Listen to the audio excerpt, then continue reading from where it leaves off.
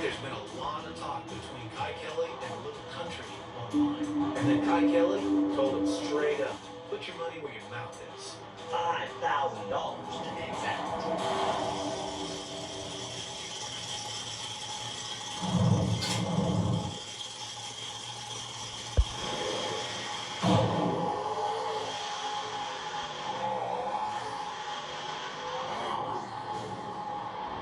What country goes around KYE KELLEY for the win like in the $5,000? I'd be dancing too.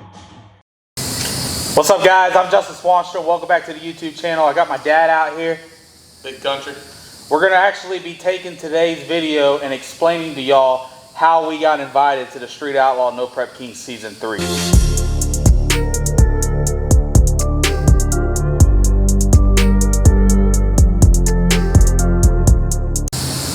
A lot of y'all out there know us from running radials, running grudge racing, small tire, radial versus the world, all that. That's a whole other video. This video is going to be designated just to explain to y'all how we got invited to the Street Outlaw No Prep Kings. So I got my dad on the channel today so he can kind of help me with my memory and be able to give y'all a little insight of what we had go on and the troubles that we faced to be able to get to where we're at now. There was a couple people on the YouTube comment section, Instagram, Facebook talking about, I don't know why he uses the Street Outlaw name, why he uses the No Prep name. He didn't earn it. He's never ran with them. He's never done nothing to be able to use that in his titles or his intros. So we're going to go ahead and explain to you why we got invited to the deal, how we got invited to it, and what we plan on doing whenever they bring it back up to be able to go out racing again. I just want to let you guys know that I'm sitting in on this to give Justin a hand. He wants to talk about how he got invited into Street Outlaws. He'll know a little bit more about that than I will. For me, I was completely against it, but I did want to tell y'all too, just before we get rolling, you know, I'm dirty, my hands are dirty, shirt's dirty. We're not complete bums. Justin, he's been working all day, I've been working all day, but he wanted to roll with a video. So however he got invited to the Street Outlaws deal, I mean, he'll know more about that. He's got the contacts, you know. I know we raced against Daddy Dave, we raced against KYE KELLEY, we raced with Ryan Martin in the radial tires. He came over and ran some radial tire races. I think Big Chief came over and ran some radial tire. Murder Nova with Sean ran some of the radial tire stuff, and I think that's kind of how we got correlating and talking. I think Sean was at one race, and he watched you do a grudge race. No mercy. With, I don't know who you grudge raced that race with Armageddon car, but I know he was there on the starting line. I know he saw you make that run. So I kind of think that's how Justin, you know, he talked to those guys a lot. I didn't really talk to him at first, but I think that's how we Justin ended up getting the invite. He came to me and said, hey, you know, he told me, he said, how would you feel about going and running the No Prep deal? At first, I was completely against it. One, Justin had never been on slicks. Me, growing up racing, that's all I ever really ran was slicks. So Justin's been on the radial tires. I've been on a radial tire a little bit, but not near as fast as like Justin. I mean, I've been 450s on a radial tire. I ain't even been as fast as Justin, like on big tires. On big tires, I've been I want to say 408, 409, maybe 411, something like that. But this was back in 2007. But anyways, so you know, Justin's obviously been way faster than I have. But he came to me and wanted to do the No Prep deal, and I just wasn't really. I was not optimistic about it because I see the guys, a lot of guys wrecking, hitting the wall. I knew Justin had never been on big tires, so you know, one, as a father, you know, I was a little bit worried about him getting on there, although I knew he could handle a car without a doubt. I've seen him wheelie the whole 8th mile of a racetrack. There's a video out there of him wheeling the whole 8th mile in Goliath. Can drive the wheels off a car, but on big tires, a little bit different. And then on big tires with No Prep, it's a lot different. So at the end of the day, he kept on me, and finally he got the call, and he just really came to me and said that's what he wanted to do. So I said, okay, we'll give it a shot.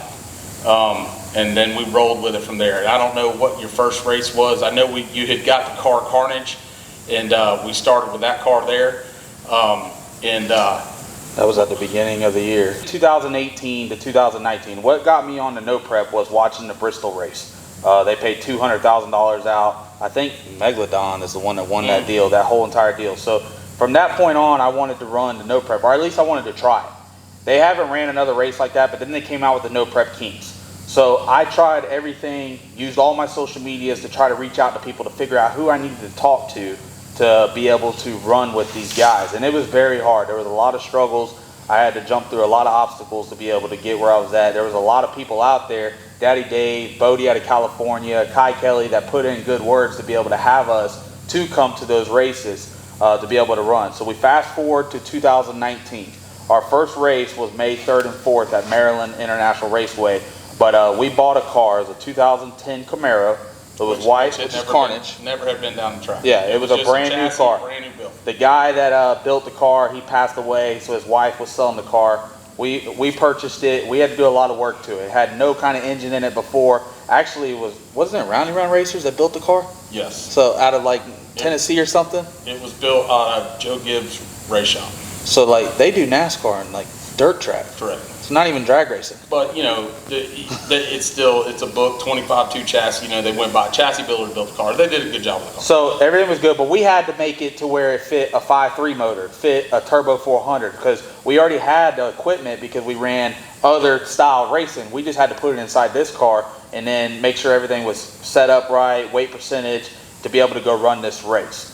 So a week prior to the first race, which was in Maryland, May 3rd and 4th, we decided we wanted to go to Virginia on Thursday. We had to be in Maryland Friday at 6 o'clock because I had a grudge race locked in with Kai Kelly. We were running for $5 grand. I had already beat Kai before, I think 3 times prior to that. On radials, Kai said if I came and ran on big tires and bars on no prep, he would show me who he is and he would win this, that, and the third. So we decided to lock the race in. It was good if I won or lose because it was good publicity for us. But I had all intentions on going in there, kicking the boys and girls in the mouth and taking the win away. And if you've seen at the beginning of this video, you've seen the clip of us on the national television last night, and we actually won that race for $5 grand. I've never spoke about it until now that they have aired that segment, so now we're able to talk about it. But now Kai did red light on that race too. So no, that was the following race. Oh, was it? Okay. Because I ran Kai twice. Oh, so maybe Kai had to pedal on that race. Or he something. did. I know you got around him down at the end. Yes. So still a good racer. He broke his drive shaft. Something happened to Kai. And we came around and we won. But I won the $5 grand. So anything else beside that, that's beside the point. Kai's a good sport, man. We've raced Kai a couple of times, man. Him and Justin go back and forth. But at the end of the day, he's a good sport about it all. And he did very well, but we won the race, so I'm gonna leave it at that. So anyways, before that race, like I was saying, we had to be in Maryland at 6 o'clock Friday night to run that race. One thing that we have learned about the no prep deal and the schedule, it's a very organized event. It's one of the best races out there. You have to be on time. If you're not on time, they don't care who you are, what you're doing, you're either going back to the trailer or you're going home. So Thursday, the day before Friday, when we had to be there, we decided we wanted to stop at Virginia Motorsports Park to test. They were running a PDR8 event there, had all the big wigs there, Jay Cox, Pat Musey, Lizzie Musey was there running. So we decided we wanted to stop there and test. I had never been on a slick tire before. I'd never been on a set of wheelie bars. That was the first time. We were going there just to make some hits. I think though you made a hit on Alcatraz on big tires, didn't you? Because you went 379. Yeah, I'm pretty sure you made a hit on Alcatraz. But I could be wrong, or maybe that was after. Maybe. It could be. I don't know. We do a lot of racing. But anyways, we made a couple shakedowns, a couple 330s. I got used to the car, got everything situated. He wanted me to go ahead and take it out the back to make a full hit. And that's when we grenaded the motor in it. Yeah, so what happened is, first of all, that motor was a smaller motor. That was our 903. Yes. It was a Musey 903.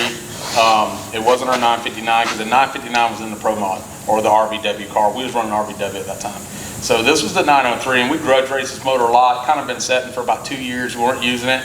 But when he wanted to do the no prep thing, I didn't really want to get another motor. I said, we're going to use the 959. You know, because I felt like I hadn't run on the no prep service, but I felt like you couldn't use all the power anyway. So I wanted to use the 903, which was a great engine. So what happened to the motor at that pass? We put the 903 in that car, and on that pass, so what happened on there was, we found out what happened, you know, at about 1.8 in the run, it basically ate shit. And Leadfoot just put the foot through the floorboard and drove it all the way to the end and just killed it. So... Well, hold on a minute. I had just stopped from running 360s in a radial car to going 420. So in my world, I thought the car was just slower because of the weight. We went 416 though. We went 416 Yeah. with you killing it. But still, I thought it was slower because of the weight. I didn't know it was slower because it was out there just grenading itself. Couple fast forward, couple things wrong with that car. One, you know, Kai and Lizzie and all the nitrous guys out there with 959s, we're out there with 903. There's pretty big horsepower difference between the two, at least 150 horsepower.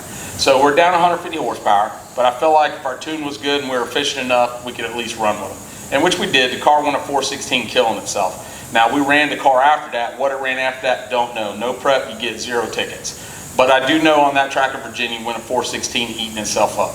I want to say 181, 182 mile an hour, which was pretty respectable for eating itself up. Now, we have been a lot faster with that engine in another car.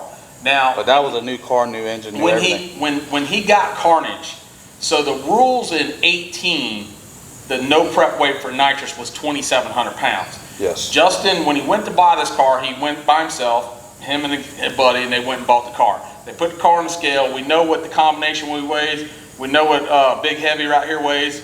So we kind of got the whole race package. We knew what our package weighed. We just had to scale that car. I want to say the car weighed 1320 or 1350, something like that. Either way, we knew we were going to be just a tick over 2,700 pounds. So we were good with the car. We were good with the car. The problem is, going from when he got the car in 18, going into 19, the rules changed. They dropped the weight to 2,600 pounds. Now, we already had the car built together, had no choice but to run it. Now we're 150 pounds overweight. So we just said, we got to do what we got to do. So at that time, you know, when we bought the car, we were good. Once we got out there and ran the car, we seen the competition. We just kind of compare ourselves to what nitrous cars are running. You know, Pat Busey had come on board with Lizzie. You know, Lizzie, I think, was a little spun out in 18. Pat come on in 19 and helped her out. I believe he helped Kai out too.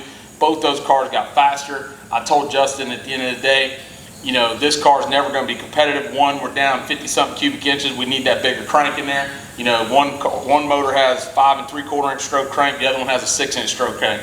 One motor has a 5040 bore, standard bore. The other one has a 5-inch bore. And the cylinder heads are bigger. Everything's bigger. I mean, it's 150, 200 more horsepower. Simple as that. But so we were down those two, but we had to do what we had to do. Fast forward on the 903 to why we heard it. We ran that motor a lot, had killer data. So what happened was something touched the crank trigger in it in the run. So we went back and looked at the run. You can see where the RPM spiked. In Virginia, right? In Virginia. So this is, you know, I've never really went through this with you, but this is what happened to it. I mean, it wasn't my fault, it wasn't his fault for legging it. It wasn't my fault on a tune-up because we'd already ran that thing. That thing should just run like clockwork, and we've been very fast with that engine. Well, something touched down on the crank trigger. Could be a rock, whatever. I don't know. Sometimes just dumb shit happens, but it spiked the engine RPM. So what happens is he ran out there. I think I turned the lockup on at 1.5, 1.6. Lockup is the lockup torque converter in the car. We've always ran the lockup. Everything I've ran in these big motors, I've never raced without the lockup. I've raced lockup from day one. Can't really tell you how slow they are without the lockup. Well, actually, we have run it without the lockup that last Piedmont race with this new car because the track was so bad, we just couldn't run the lockup. But anyways, fast forward, I turned the lockup on 1.5, 1.6, nothing crazy, nothing aggressive, just trying to make an A to B pass, shake it down. You know, I thought the car was going to run at 07, 08. That's kind of what I felt like it was going to run. I already seen the 60 foot, and he already made it 330. I want to say it went, I think it went 275 to the 330, 276 to the 330. I know the back split numbers. I kind of, you know, like I said, I told him before he made the run, it's probably going to run a 408, 409. I'd have been real happy with that heading to Maryland to match race KYE KELLEY. So he gets ready to make the run, boom, boom, car leaves. I saw the car kind of, I heard it. I heard the car beller. I should have got on the headphone set myself, but I was so focused on the car going down the track, and it was just eating itself up. So what happened was, when something touched down the crank trigger, the car goes to the 1-2 shift at, I don't know, 1.5, 1.6. Well, at 1.9, it slapped it into high gear. By that time, and what it did was, the lockup came on. The lockup was on at 1.7. I think the 1-2 shift was at 1.5. Lockup comes on at 1.7. And then when it spiked the RPM, the 2-3 shift is set up at 7,300 RPMs. Well, when the crank trigger spiked the RPMs, so the RPM went up to like 10,000 or 12,000, which theoretically it really didn't. The motor can't spin like that. It'd kick every rod out of the motor and drop the crank on the track. But the ECU thinks the engine really hit 10, 12,000. So when it goes up, it passes the 7,300 RPM shift point, and it tells it to shift. So it plugs that bad boy into high gear, and homeboy, he got his foot stuck in the throttle, and he takes it right on the back. So basically at 1.9, she went to Beller. He just run the gut slap out of it. So he gets down there again. 416. 416, run the gut slap out of it. It had its tongue hanging out. We bring it back. I knew it was bad. We pulled the plugs. I heard it. I knew it. I seen it. It had the death roll rolling out both pipes. So we proceeded. We were gonna go home. We're going. And you went down and talked to Pat. And Pat, I was ready to go home. I knew it was bad. I knew we had to be at the first race because basically how they told us, how Kai told us, how Daddy Dave, Bodie, all of them, it was either come to the first race or just don't come to no races throughout the season. Yeah. You had to be there for the first race. So I was very bummed out because we had put in a lot of work. I put in a lot of work trying to get this opportunity. Dennis put in a lot of work getting that car ready. At Justin with Modern Racing, they wired the car quickly for us. So there was a lot of people that put in work. So I was very bummed out. So I actually went down to Pat's trailer and I asked him, was there any possible thing that we could do? And he told us that if we could have the heads at his shop. Well, I got to hold you up. So Pat came down and looked at it. What did he want to do? Well, he checked it all out and he's like, core? This is how Pat talks. You know, me and Pat talk all the time. He's like, core? You probably can go ahead and run it, but you know, I don't know how long we'll live. And I'm like, I told him, man, I done tore up enough shit in my life. I said, I don't feel good about putting this motor back together like this. The cylinder heads needed work. The heads, you know, I think we knocked out, around the seats, a couple valves were a little rough. Probably could have got away and run it. But we needed to weld them seats back up and chamber, a couple little nicks in the chamber, needed to get those done.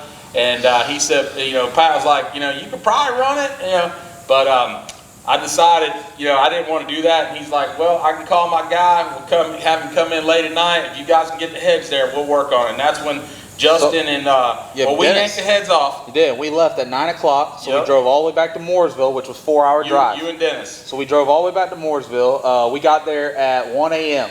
His guy met us there at 1 a.m. They opened up the shop. He worked from 1 a.m., so just say 1:30. 1:30 all the way till 10 a.m. the next day, working on the heads, getting the stuff. Like they were pretty messed up. Now you got to back up. So while they were doing that, me and Brian, Big Daddy Brian, we tore the engine down and put the short block back together. We tore the engine down. I had just freshened that motor, so it had brand new pistons. I didn't have no more new pistons. I was waiting on pistons to come in. So all I had was my used pistons that from previously running. They had about 50 runs on them. And out of the 8, 2 of them were questionable. But I didn't have no choice because homeboy knocked all 8 pistons out of the motor. So I got the pistons out, got everything, or me and Brian got the motor apart. Well, I run up on 2 of them that the ring land was starting to move on them. So I got a file out. I went to filing, cleaned them up, got the rings. They moved in them pretty good. They weren't really happy. The intake was kind of like a little railroad track going through there. But I said, you know what? They'll last for this weekend. So me and Brian got the short block all put together about 4:30 in the morning. So we rehoned all the cylinders, got all aluminum. We had aluminum in just about every cylinder because it crushed every piston. It caved them in. I mean, when you lug the motor down, it's just really bad. So me and Brian got the short block together about 4:30. I was talking to Justin and them. I think one of them might have took a nap or whatever. You know, him and Dennis trying why the other guy, I can't remember that guy's name, was at Pat's shop, but he was fixing the heads. But anyways, so 4:30, me and Brian go in. We take a shower and we get in the rig and we go to sleep. We jump back up. I don't know. We was probably up by 8 o'clock. We didn't really have much sleep at all. It was 10 o'clock when we left. Yeah, and you guys were already up. And then I got the call from you guys. You were coming back. Now I think y'all were like 4.5 hours. So we are at 10 o'clock. We left Pat's shop at 10. 10:30. We got to the track. We drove pretty fast. Dennis drove all the way back. We got to the track at 2 o'clock. 2:30. So they got there. We got the heads put back on it. We fired it back up. It literally didn't run for no more than 5 seconds. All we had to see was oil pressure, and he had pan back. Once we seen the pan back come up, we seen the oil pressure. We shut it back off. We threw everything in the trailer. Everybody jumped in the car, and we pushed the car back, shoved it in. We packed this trailer up from completely tent unpacked. We literally packed Nothing this was trailer. organized. Yeah, no, we heaved everything in the trailer. Because what happened was, I think we got out of there, I want to say we got out of there at 5 o'clock. It was a 2-hour drive, and his race with Kai was at 7:30. So we basically had 2.5 hours. Going to the track was a 2-hour drive to get up to Maryland.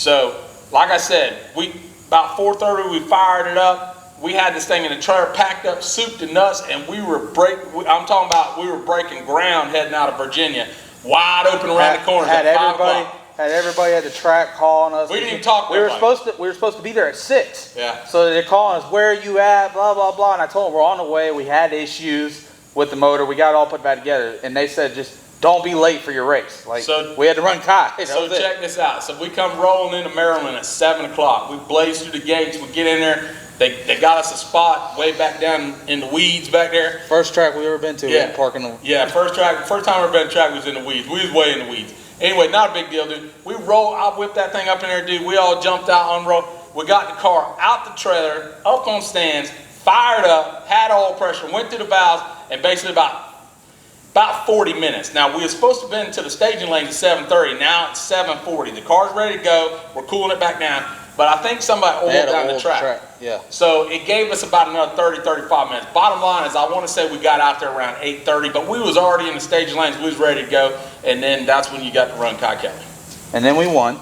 So that basically set the tone for our, I guess you want to say, no prep career. To be able to go through all that, to be able to go out there and then win the first race and never being on a no prep surface, because I've been on Virginia, which was a prep surface. I had never been on a no prep surface. It was completely two different worlds. But in that race there, you were just on the Future Street Outlaw. Street I wasn't invited to the deal yet. All I had to do was go out there. Basically, it was like a test or a tryout. Yeah. And if you were good enough in the future class, there was like 16 or 18 of us. You got moved up into the Street Outlaw with the big wigs. You went to the finals. You won every round. You faced Dwayne Mills in the final. And we lost. And Dwayne was running good, and I knew Dwayne was running good. So I thought we could, I knew we was fast enough to run, 08, 09.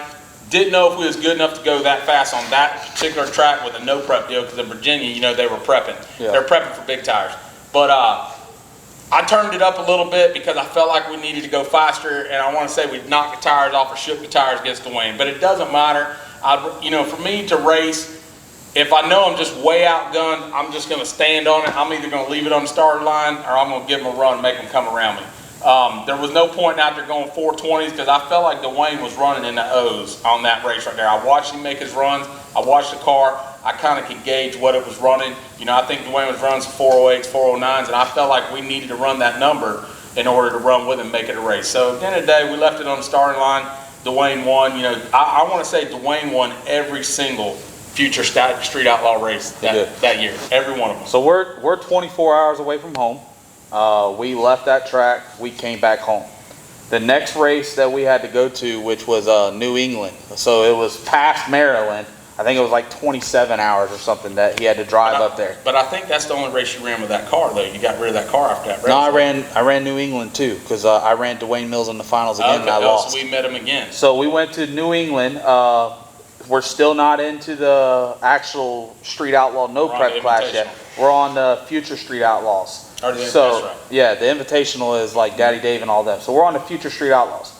We ran a couple grudge races. Everything was good. We ran through that race again. We went to the finals. We lost against Dwayne Mills again. Grudge race Kayla Morton. I did. That night. Yeah, we beat her.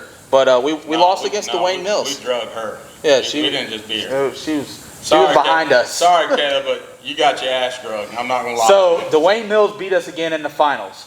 That's when me and Dad, well, like he was saying earlier, we decided that we were just too heavy in the car, that we weren't going to be able to compete with it. Us being 150 pounds over the nitrous weight, let alone, that doesn't mean that the turbo guys, they're still running at their weight. So we're basically leaving up horsepower on the table to be able to run against those guys. So me and Dad decided that we were going to sell that car. We went to 2 races. We had yet to be invited to the invitational race. So it was time to sell the car, and like he said, we would sit back, we would wait. If we found something cool, hopefully we got a phone call later on down the road. Well, the biggest thing was, the deciding factor for us was, I couldn't keep going to every race to race for $5,000 purse and get my teeth kicked in by the golden Kong. Yeah. Yeah, I was getting the golden dong every race. That's about what was happening. But for $5 grand and traveling the miles, it just doesn't make sense. And that's really what it boiled down to. So anyways, guys, like I said, we sold the car. We missed June and July race. I don't know where it was at, but it was 2 no prep races that we missed out. Lizzie won both those races, a nitrous car. She was doing phenomenal. She was unstoppable at the time. On the 27th of July, I got the phone call.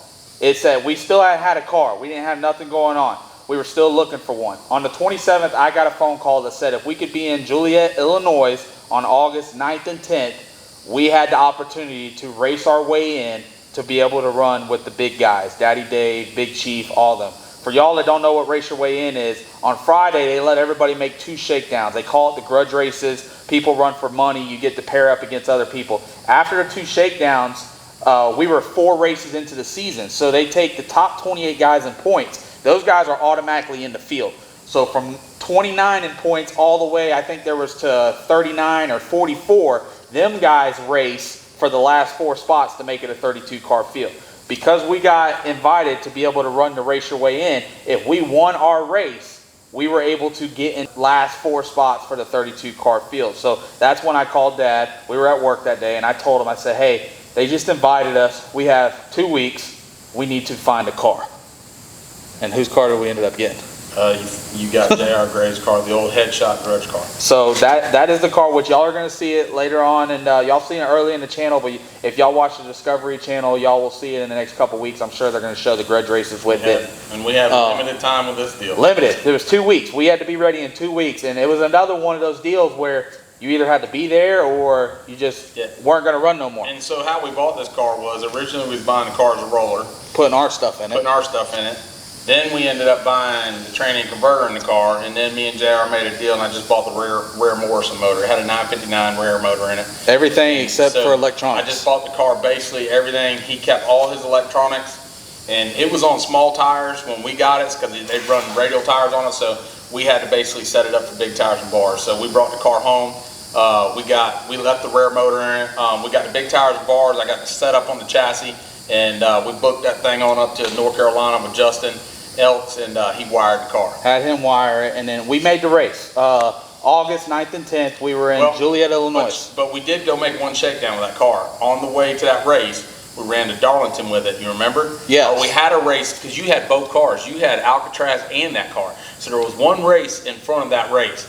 And we were running Alcatraz at Darlington, and we decided to take that. You made 1 hit off the trailer, and the car went to the 330, and we didn't run it no further, and we put it back in the trailer, remember? So okay, yeah, it was at Darlington because Mike was driving there. All right, so we got to Joliet, Illinois. We went out there, brand new motor, brand new wiring, everything was good. The first pass out, I was against Kayla Moore, and we still won the grudge race because I coasted to the finish line before her. But we went out there 100 foot, the scoop backfired off the car. And we could not figure out what exactly was going on at that point in time.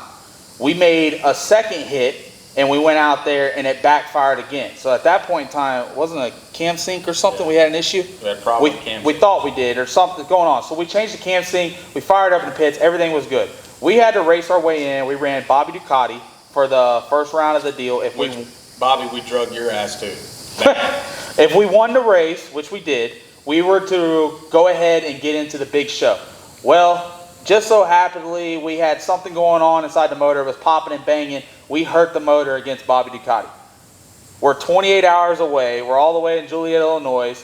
I'm bummed out again because we just hurt the motor, and I had to give my spot up to Bobby Ducati. I didn't have a car to run, and they didn't want no buy runs. So I gave my spot. I actually went over there. I told Bobby he could have my spot because he was just that far away as we are. We drive all these miles to these races. It was no point in both of us going home. So I gave the spot up, let him go run the race, and do that deal there.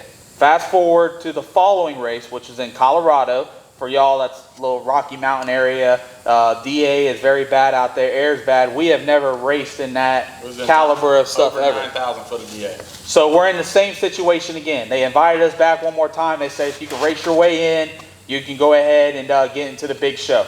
We ran our grudge race against Caleb Morton in Colorado. Before that race, now, we had never been in air like that ever. I mean, I've been in, 3,500, 4,000 foot of DA, but nothing like that. So I called Pat and said, hey, you going out to Colorado? He's like, yeah. I said, what are you going to do about the air? He said, shit, car? I don't know. I ain't never raced in that shit. He goes, I'm probably just going to turn the fourth or the fifth system off and just run on 4 systems. So I thought about it. I had a little time to set on. I called a friend of mine, Shannon Jenkins. He's one of the very, very best Outlaw Pro Mod racers. If anybody ever knows who the Iceman is, that's Shannon Jenkins. So I called Shannon. We talked back and forth. He had never been in that area either, but he kind of gave me some pointers on what to do. So I went ahead and, you know, when I rolled up to Colorado, I had a good game plan. I took about 15 to 18% on my fuel map. When we were there, I was hearing people going on the brake. I think it was Larry Larson, Chief and them. I think Chief showed up to that race. All the Turbo, Daddy Dave, they were all having problems going on the brake because the air was so bad. You know, there's changes that they really have to make. And I know them guys know what they're doing too, but there's some changes. We also did a converter change to our car. I mean, I felt like we were well prepared for that race and that air. I ran all 5 systems on my motor. I didn't turn nothing off. And we didn't hurt a motor. We were good. So we ran Kayla Moore in, first pass, drugged her ass. 4 car lengths. Again, that was our grudge race. We had to go race our way in. We ran against Larry Larson. He was having trouble over there spooling up. I rolled in, double balled him. He came in, I left, I went on down the track. Drugged his ass. It was like car lengths. But he did have the new car out. Yeah, it was a new car, and they were having trouble putting up boost and all that. So with that being said, I was making a pass down the track. This is the first time this has ever happened to me in my life. I really hope it never happens again, but the throttle hung open on me. So this is where the bad luck just kept on going. I can tell you why it blowed up down there. So what happened was... We'll tell them it's hitting the fucking rev limiter. No. So what happens is the car is set up with a rev limiter at 4.5 seconds. There's a lot of things going on in an EFI, and I'm still learning EFI every day. I've been running EFI now for about 3.5, maybe 4 years now. You know, I've always had carburetors my whole life. So tuning these big motors with big nitros, any of them, man, you can just tear them up really bad. From a small motor to a big motor. EFI, when they tear up pretty bad. So, but, you know, backing up when we had our problem at Joliet with the cam sync deal, there's a place you can go into the EFI after 3,000 RPMs. It cancels out the cam sync, so it doesn't look at it no more. You know, my cam sync is set at, let's just say it's set at 45 degrees on the crank, and the crank trigger is set at 2, but the cam sync registers and it registers off. Now, after the motor hits 3,000 RPMs, it cancels the cam sync, doesn't look at it no more, so it won't do what it did at Joliet. I learned that at Joliet the hard way, you know, talking to Graham with EFI Technologies. We got that fixed, so that'll never happen again. Now what happens at Colorado is we make our runs, everything's good with the motor, we've got a solid tune-up, the car's pretty fast, especially being in Colorado. Honestly, I felt like in Colorado he could have won the race. I felt like the car was plenty fast enough and it ran good. He races Larry Larson. He raced Larry Larson, and the problem is I have so I've got a rev limiter set. The rev limiter's hit at 4.5 seconds. Again, learning EFI, running into this problem is you can turn that stuff off, so it won't start popping and banging and hitting the rev limiter down there. At 4.5 seconds, it starts hitting rev limiter, and he's got the throttle hung on down there, but it's already done. When you got that much nitrous and it's just steady running, it's just tearing itself up. So car caught on fire. Yeah, it tore itself up pretty bad. We got it back. I looked at the heads and I just said, there's no way, you know, we can fix this here. And even though we had a spare head, we needed 2 heads. So I had to give my spot up again.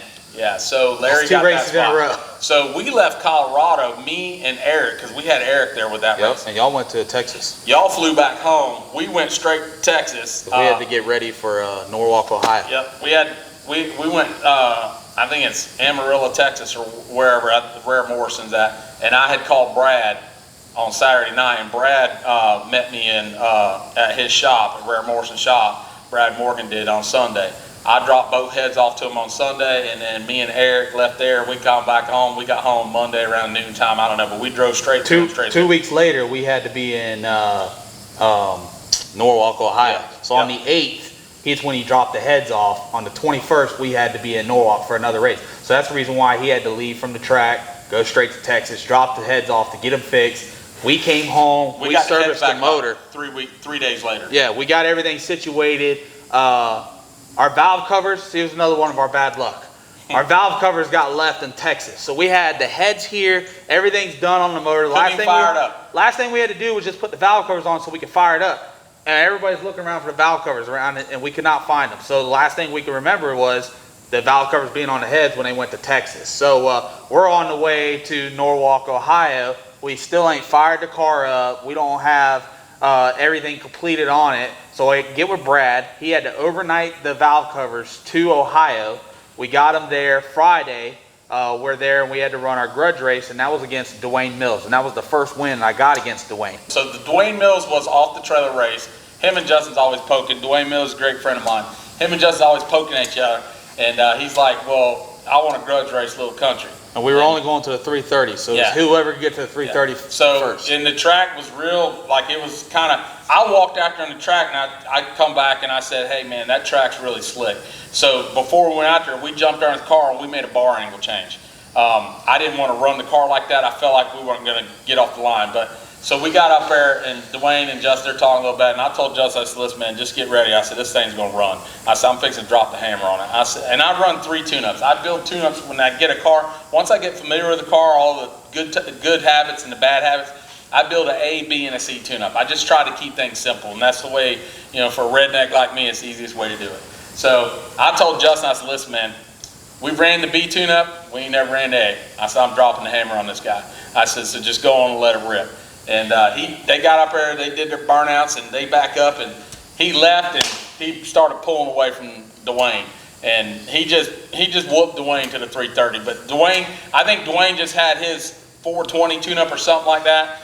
I felt like that car was much faster than Carnage's. That car could run. And you know, I knew what the 330 number was on. I think it went 269. That's what it did. We went 269 in Darlington with it. So I knew the car was capable of running every bit of a 405. Without a doubt, that was a 405 car. So I knew we were a tenth and a half faster than what we had been in the Carnage car. So I felt like it was going to run that, and it did. It ran a good lick. I mean, he ran real good to the 330. He was quite a ways out in front of Dwayne. And I told Dwayne before we ran, I said, listen, you better get over there with your boy. Who is it that tunes Dwayne's car? Jamie Miller. I said, y'all better go on and throw that whatever tune-up you got in it, because you're going to need it. I'm dropping the hammer on your ass. So at the end of the day, Justin won. He won his grudge race. We won that race against Dwayne. Yep. And that's when we're back in our situation where we got to race our way back in. If we won the race, and you had to run Bobby. We're in the big show with Bobby Ducati. So again, I had beat him the first race. I had to give him my spot. This is our second time running. We go out there, and this is where my wreck is. And I'll actually play this clip for you right now. So what happened was. I got caught looking. I got caught sleeping, but I got caught looking in the other lane.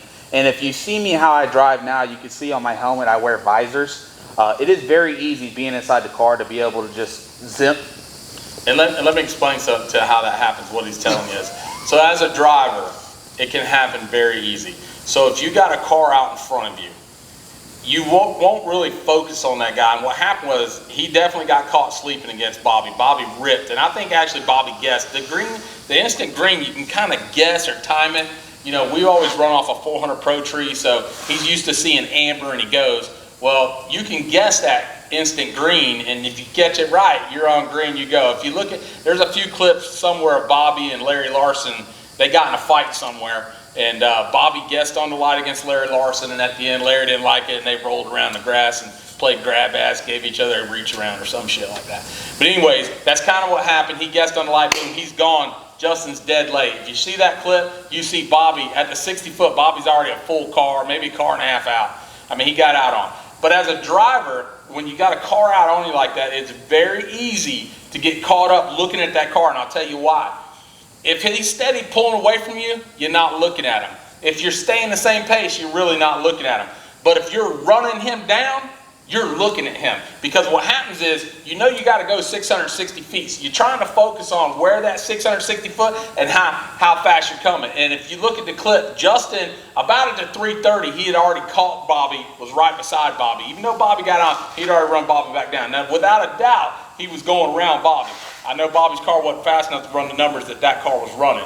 But, like I said, he got caught up. So what happens is, when you look, Bobby was in that left lane, Justin was in the right lane. If you look to the left, you're going to drive to the left. If you look to the right, you're going to drive to the right. If you look straight, you're driving straight. You will drive, your hands will drive, your brain will make your hands drive wherever you are looking at. So that's what happened to him. And I knew that's what happened to him because I saw it. I mean, when he went to the hospital, when he, after the wreck, they got him out, he went to the hospital. He calls me from the hospital and asked me what happened. I told him, I said, you want me to tell you the truth? You want me to lie to you? He said, I want you to tell me the truth. I said, the truth is you got caught watching that other car. That's what happened. The car didn't get away from you. He got caught watching that other car, and when he was running Bobby down so fast, when they got to the 330, at that point, he was so high up into the groove, he realized where he was at on the track, and he cut the wheel hard to the right, but it was too late. That car was so far out of the groove that he had done cut the car too hard to the right, and they were probably running, 150, 160 mile an hour at the 330. So by that time, it's too late. The car goes over and hits the right wall, comes back across the lane, hits the left wall. It knocked me out. I was knocked out. Yeah, when he hit the right wall, he got knocked out. The in-car video shows he got knocked out, and I think Discovery has that video. You don't even have that video. No, I don't. They confiscated all that. So he hits the right wall, he gets knocked out because we looked at the video and we saw it. Then he goes across. Thankfully, he didn't catch Bobby. Thankfully, he didn't hit Bobby. I mean, if he would have kept going where he was going, he was going to run right into Bobby. Bottom line, he would have took Bobby's car out. He did the right thing, jerked the car to the right, hits the wall, gets knocked out, goes across the wall, hits the other wall, and he's unconscious. Then the car comes back to the right, throttle hung just a little bit, hit the wall, scrubs all the way down until it comes to a stop. Dwayne Mills was down there at that end pitted because we all pitting in the weeds still because we ain't, we're not, whatever. We're just not up to that status. So we're way down the weeds. But anyways, Dwayne Mills them down. Dwayne hops the fence, runs down there. I'm still at the starting line. I'm getting ready to get on a cart and head down there. I'm trying to radio to him and talk to him, and he's not talking to me, and I'm talking and talking. He's not talking to me, and it's because he was out. By the time Dwayne got over, Dwayne Mills was the first one to him. Dwayne opened the door. He was crunched down, laid up against the funny car cage, and he was moaning. Really wasn't talking, he was moaning. So at least he was conscious. Dwayne got the door open. I got down there. And before anybody started moving them, I had told everybody, I said, listen, I even told the paramedic, give me a few minutes. I know my son. I want to talk to him before anybody moves him. I didn't know if he had a broke neck. I didn't know if he had a broke back. I didn't need people grabbing him. The car was not on fire. I didn't need nobody snatching him out of that car if he had something broke. And by that time he was conscious. I kneeled down beside the car. I said, Justin, look at me. And I told him, I said, tell me what's hurting, where are you hurting, and tell me what you got going on. And I knew Justin would tell me. He's like, well, my back's hurting, my neck's hurting, my leg, my foot, my rib. He goes, everything's hurting, especially on my right side. I said, and I asked him, I said, if your back's broke, you're really gonna know it's broke. If your neck's broke, you're really gonna know. Is the pain so excruciating that you can't move? He said, no. I said, can we get you out of the car? Will you be okay? He said, yes, help me get out of the car. And that's when we got him out of the car. And of course, Melissa comes running down there and she's all hysterical. I'm calm, I'm cool. It is what it is. The car wrecked. I'm upset about it. I'm upset he didn't do the right thing, but he's learning on that deal too. But at the end of the day, I had to keep all that. I had to keep being mad at him for that moment to the side just to make sure he was okay. They got him out, took him to the hospital. We got the car wheeled around the back. And then when he comes back from the hospital, that's when me and him got to have a heart-to-heart talk about what happened. We basically wrecked a race car that we should have never wrecked.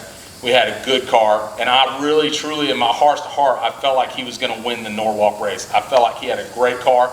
It was fast. It was bad fast. He was at the weight. We were 2,620 pounds. It was making good power. I felt like that was his race to win, and we walked away from it. But at the end of the day, cars can be replaced. He's healthy. We got through that, and that was that race. So we had wrecked the car. We're back home. I'm all beat up. I was down for, I think, a month. I didn't go to work. He let me stay home. I was pretty beat up in the house. I mean, it got to the point where I wanted to come outside and do something. I just couldn't really move around because I was beat up pretty bad. But Dad's leaving. He's going to go ahead and go in the house, take a shower. He's taking my mom out to dinner and doing all that. I'm going to finish off this vlog with basically explaining what happened after that. There was no more racing because we didn't have a car at the time. So I want to just leave you one thing too. I know you're going to move on and talk about the new car, Aftermath 2.0, how you came out with that. but you ran Alcatraz after. So I went because I remember, 378. yeah. So, but we went and did a radial tire race because that was your first time back in the car. The end of 2019. And then we put it on big tires, and we went and you went 378, 379, something like that. And I want to say that was in August because I didn't get back in the car until like November or December. Yeah. So that's what I'm saying. So, but Alcatraz was your back into a car, and you had made runs again right after that. So you weren't down very long, but that's when you ran on big tires with Alcatraz. So you had done run on a lot of big tires with the other cars too. So, all right, that's all I got, man. I'm out of here. I know Justin's going to move on forward with a new car and how he got introduced or got invited to the real no prep on the list. So he'll move on with that. I'm out here. Peace out, boys. So hey, boys, like my dad was saying, I didn't get back into the car towards the end of the year, 2019.